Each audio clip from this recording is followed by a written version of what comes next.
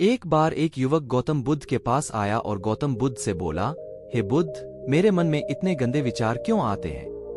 मैं नहीं चाहता कि मेरे मन में गंदे विचार आए, लेकिन वासना के विचार हमेशा मेरे मन में चलते रहते हैं और मैं उनके बारे में सोच सोच कर बहुत परेशान रहता हूँ। ये सब सोचने में मेरी ऊर्जा और समय बर्बाद होता है और इन्हीं सब विचारों के कारण मैं कभी कभी शांत नहीं रह पाता और हमेशा महिलाओं को देखकर मोहित हो जाता हूँ, खुद को रोक नहीं पाते। बुद्ध मुस्कुराए और उन्होंने उस युवक से पूछा, क्या तुम जानते हो कि यह वासना क्या है? तब लड़के ने जवाब दिया और कहा, बुद्ध, मुझे नहीं पता वासना क्या है, लेकिन हाँ, जो भी है ये बहुत बुरी बात है। तब बुद्ध ने उस युवक से कहा, सबसे पहले तुम्हें यह समझना होगा कि जो कुछ भी हमारे अंदर स्वाभाविक रूप से है वह बुरा नहीं है। इसकी हमारे जीवन में किसी न किसी रूप में आवश्यकता पड़ती है। वासना कोई बुरी चीज नहीं है, यह हमारे मन की एक भावना है जो हमें किसी न किसी चीज की कमी का एहसास कराती है और फिर हम उस चीज को पाने के लिए उस चीज की ओर आकर्षित हो जाते हैं। जैसे अगर आपके पास पैसे की कमी है तो आपके मन में पैसे पाने की इच्छा होती है। वासना जगेगी, इसका मतलब यह नहीं है कि वासना बुरी है, बल्कि यह हमारे मन की एक तरह की जरूरत का एहसास है और जब यह जरूरत शारीरिक होती है तो हम इसे काम वासना कहते हैं। युवक ने गौतम बुद्ध से कहा, बुद्ध, मैं वासना का अर्थ तो समझ गया, लेकिन आप ही बताइए कि यह कहां से आती है और कैसे आती है? गौतम बुद्ध ने कहा कि वासना कहीं से नहीं आती, यह हमारे अंदर ही है और इसका होना जरूरी है, तभी मानव जाति का विस्तार होगा। युवक ने कहा, जब यह हमारे अंदर है और जरूरी भी है तो लोग इसे गलत क्यों कहते हैं? बुद्ध ने कहा, यही समस्या है, लोगों ने वासना के बारे में गलत सोच रखी है। वे इसे छुपाने और दबाने की कोशिश करते हैं।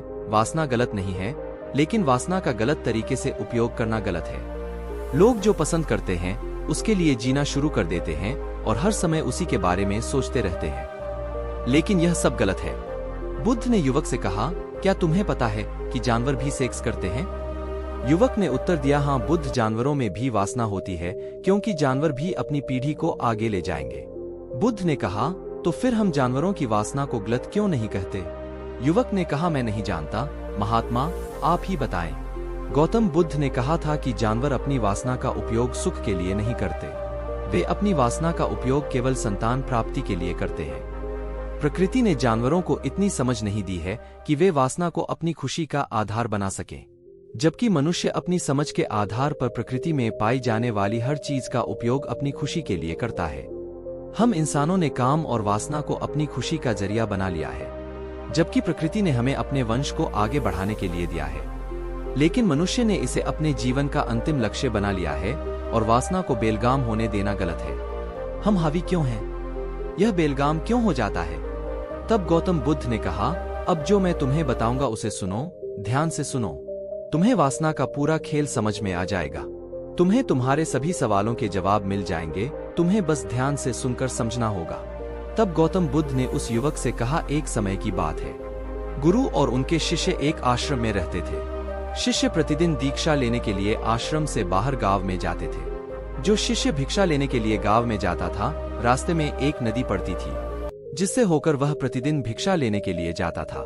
एक दिन उसने एक लड़के को पेड़ के पीछे छुपे हुए देखा। वह लड़के के पास गया और पूछा, भाई, तुम इस पेड़ के पीछे छिपकर क्या देख रहे हो?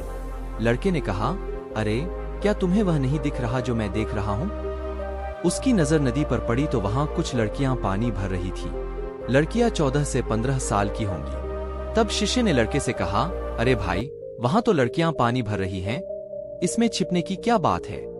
तभी लड़का शिष्य की ओर देखता है और उससे कहता है, अरे मूर्ख, क्या तुम देख नहीं सकते कि मैं क्या कर रहा हूँ? वे परियां नदी से पानी कैसे खींच रही है? जरा उसके भावों को देखो, उसके कोमल शरीर को देखो, बर्तन उठाते समय उसकी पतली कमर कैसे लचकती है और उसके बाल उसकी कमर पर ऐसे लहरा रहे हैं मानो सुंदरता बिखरी हुई हो। शिष्य फिर से नदी की ओर देखता है और इस बार वह देखता ही रह जाता है। अब तक उसे कुछ भी दिखाई नहीं दे रहा था और वह बिल्कुल निडर था। उसे किसी बात का डर नहीं था, लेकिन अब वह छिपने लगा और उन लड़कियों को ऐसे देखने लगा जैसे उसने कोई अपराध किया हो। और जब वह छिपकर उन लड़कियों को देख रहा था तो वह अंदर से कांपने लगा। और उसने कहा कि यह मैं हूँ, मैं क्या कर रहा हूँ? मैं जो कुछ भी कर रहा हूँ वह सही नहीं है, मुझे यहाँ से चले जाना चाहिए। और फिर वह जल्दी से चला जाता है। फिर वह आश्रम पहुँचता है। आश्रम में जाकर वह अपने काम में व्यस्त हो गया। लेकिन जो उसने अभी देखा था वह बार बार उसकी आंखों के सामने आ रहा था। उसके दिमाग में वही दृश्य घूम रहा था। यही देखने को उसका मन ललचाया। उसका किसी भी काम में मन नहीं लगता था। वह प्रतिदिन सुबह सुबह भिक्षा लेने के लिए आश्रम से निकल जाता था और नदी के पास स्थित एक पेड़ के पास जाता था, जहां वह लड़का पहले से ही मौजूद होता था और छिपकर अपने साथ लड़कियों को देखता था। अब वह प्रतिदिन ऐसा करने लगा।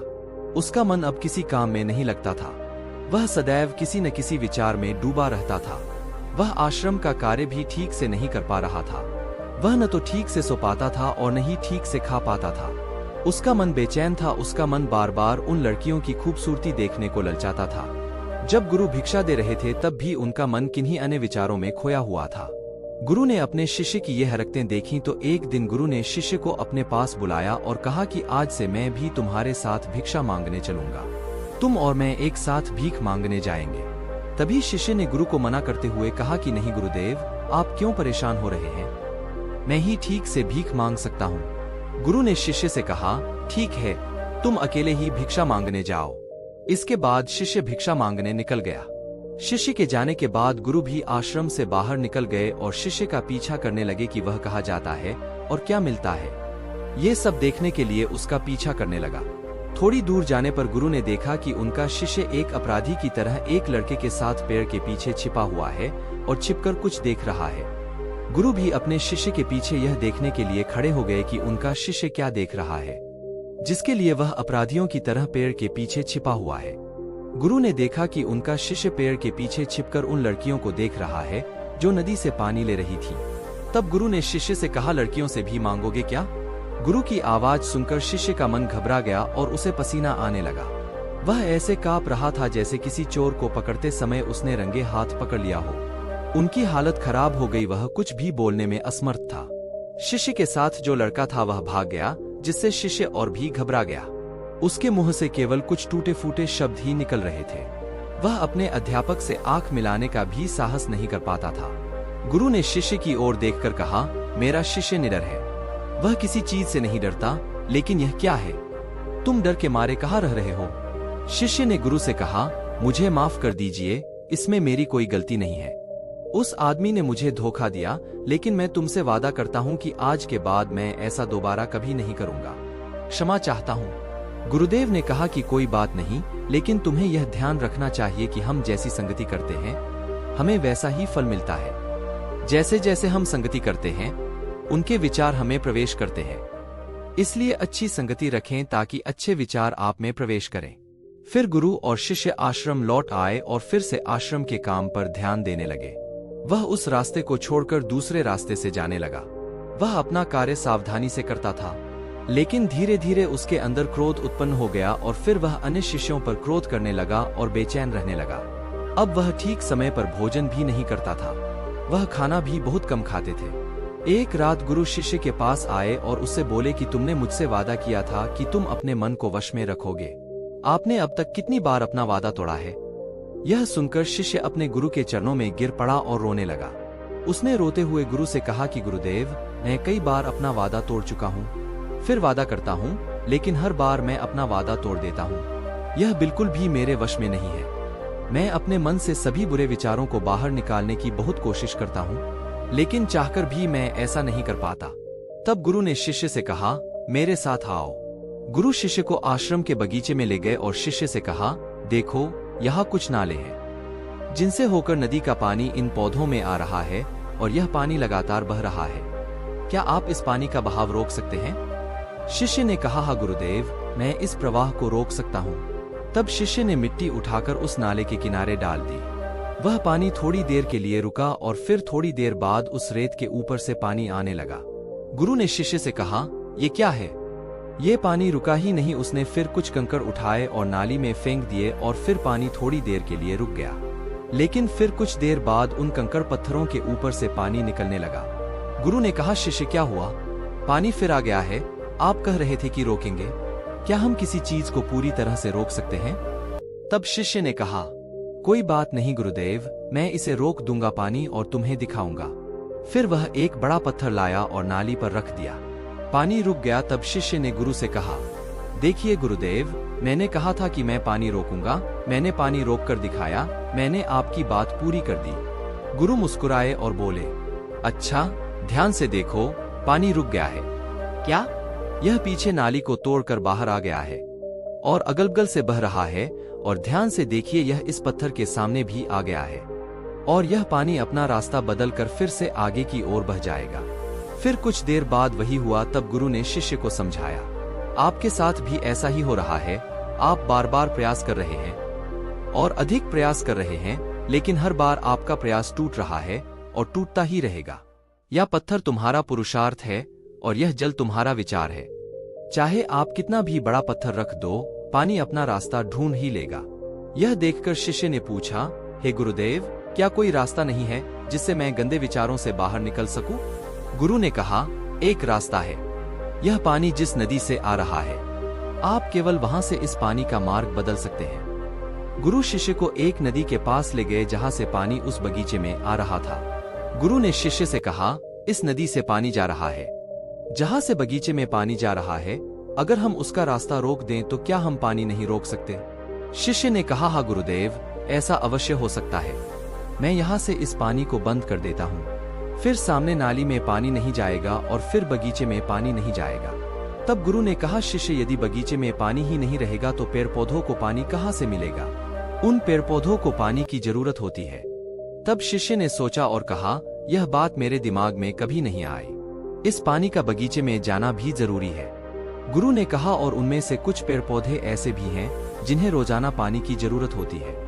वे सूख कर मर जाएंगे, हमें पानी खोलना पड़ेगा। गुरु की बात सुनकर शिष्य ने पानी के लिए रास्ता खोला। तो गुरु ने पूछा, यदि हम इस नदी का सारा पानी बगीचे की ओर मोड़ दें तो क्या होगा? शिष्य ने उत्तर दिया, गुरुदेव, वहां जीत हासिल करने के लिए पेड़ पौधे हैं, वे सब पिघल जाएंगे और कुछ भी नहीं बचेगा। गुरु मुस्कुराए और बोले, आप ये समझिए, हमें कुछ भी रोकना नहीं है, बस हमेशा संतुलन बनाए रखना है। पौधे कम पानी से नष्ट हो जाते हैं तथा पौधे अधिक पानी से भी नष्ट हो जाते हैं। हमारा जीवन संतुलन पर चलता है। गुरु ने शिष्य से कहा, अगर मैं तुम्हें आम के बारे में कुछ ऐसा बताऊं जो तुम्हें नहीं सोचना चाहिए, तो तुम्हारे दिमाग में सबसे पहले किसकी तस्वीर आएगी? गुरु ने कहा, जब हम अशुद्ध विचारों को बलपूर्वक रोकने का प्रयास करते हैं तो वे और अधिक मजबूती से हमारे अंदर प्रवेश कर जाते हैं। इसलिए हमें कभी भी उन्हें दबाने की कोशिश नहीं करनी चाहिए। तब गुरु ने शिष्य से कहा, बुरे लोगों की संगति के कारण भी हमारे मन में गंदे विचार आते हैं। कई बार कामुकता हमारे अंदर नहीं होती, लेकिन कुछ अश्लील लोगों के साथ रहने के कारण वह हम पर हावी हो जाती है। तब शिष्य ने कहा, गुरुदेव, आप सही कह रहे हैं, मैं रास्ता भटक गया था। तब वह शिष्य उस रात बहुत शांति से सोया। सुबह उसने अपना काम पूरे मन से किया और फिर सुबह वह भिक्षा लेने के लिए उसी रास्ते से चला गया जहां वह लड़का अभी भी पेड़ के पीछे छिपकर उन लड़कियों को देख रहा था। शिष्य उसे नदी पर ले गया जहां लड़कियां पानी भर रही थी। उन्होंने उन लड़कियों से पानी मांगा और उनमें से एक लड़की ने उन्हें पानी दिया और शिष्य के पैर छुए। शिष्य ने उन्हें आशीर्वाद दिया कि आप स्वस्थ रहें ताकि मानसिकता सकारात्मक ऊर्जा से भर जाए। उसके चेहरे पर ऐसी मुस्कान आ गई मानो उसे कोई खोई हुई चीज वापस मिल गई हो। वह अपने रास्ते पर वापस जाने लगा। तभी पेड़ के पीछे छिपा लड़का पीछे से आया। वह शिष्य के पास आया और बोला कि क्या बात है, आज आपने करीब से देखा है, तुम तो मुझसे भी आगे निकल गए। तब शिष्य ने कहा, हम हमेशा दूसरों को देखने में लगे रहते हैं। किसी ऐसे व्यक्ति को बताएं जो आपको पसंद हो। अगर वह भी तुम्हें पसंद करती है तो शादी कर लो और उससे पहले तुम कुछ बन जाओ। अपने आप को पहचाने, इस तरह अपना समय बर्बाद न करें।